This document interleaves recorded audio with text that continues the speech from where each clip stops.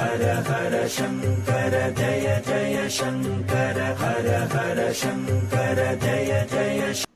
ஒரு டொக்கு அறைக்குள் பெரியவா உட்கார்ந்து கொண்டிருக்க, ஜன்னலுக்கு வெளியே தீட்சிதர் ஒருவர் திவ்ய சேத்திர மகாத்மியம் படித்து கொண்டிருக்க, பெரியவா அதை சுவாரஸ்யமாக கேட்டுக்கொண்டிருந்தார். அன்று கொஞ்சம் நேரம் கழித்து பெரியவா தன் மௌன விரதத்தை முடித்துக்கொண்டு அந்த தீட்சிதரை க்ஷேமமாயிரு என்று ஆசீர்வாதம் பண்ணினார். தீட்சிதர் மெதுவாக பெரியவாளிடம் வந்து, பொண்ணுக்கு கல்யாணம் நல்ல இடத்தில் குதிரணும், பெரியவாதான் அனுகிரகம் பண்ணணும் என்று விண்ணப்பித்தார். காலையில் பார்ப்போம். ஒரே வார்த்தையில் அந்த தீட்சிதரின் பேச்சுக்கு முற்றுப்புள்ளி வைத்துவிட்டு மீதி வேலைகளை கவனிக்க சென்று விட்டார். தீட்சிதருக்கோ ஏக கவலை.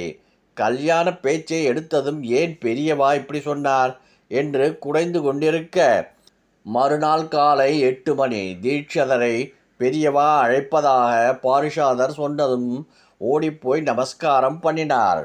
ஒன்றும் கவலைப்பட வேண்டாம், உன் பொண்ணுக்கு நல்ல இடத்திலே கல்யாணம் நடந்து க்ஷேமமாயிருப்பா என்று ஆசீர்வதித்துவிட்டு குங்கும பிரசாதம் கொடுத்து அனுப்பினார். அதோடு பாரிசாதரிடம், இவன் வெளியிலே எங்கேயும் சாப்பிட மாட்டான், அதனால் பொரியிலே தயிரை கலந்து சாப்பிடக்கூடு என்ற அன்பான உத்தரவும் இட்டார். அவர் சொன்னதை எத்தனை கஷ்டம் வந்தாலும் நாம் கடைபிடிக்க முயற்சி எடுத்தால் கூட போரும். பெரியவாளே அதற்கான பந்தோபஸ்தை பண்ணிவிடுவார். ஊருக்கு வந்த பின் தீட்சிதருக்கு ஒரு பயங்கரமான அதிர்ச்சியான விஷயம் காத்திருந்தது. ஆம், நேற்று இரவு பெரியவாளிடம் எந்த பெண்ணின் கல்யாணத்துக்காக விண்ணப்பம் செய்தபோது காலையில் பார்ப்போம் என்று பெரியவா சொன்னாரே, அதே நேரம், அதாவது ராத்திரி 8 மணிக்கு அந்த பெண்ணின் பிராணனுக்கே ஆபத்து வந்து ரொம்ப அவஸ்தைப்பட்டு பிழைக்க போராடி கொண்டிருந்திருக்கிறாள்.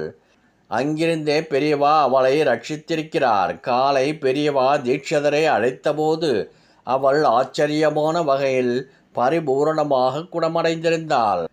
அபார கருணா சிந்தும் ஞானதம் சாந்த ரூபினம் ஸ்ரீ சந்திரசேகர குரும் பிரணமாமி முதான்வகம். ஹர ஹர சங்கர ஜெய ஜெய சங்கர.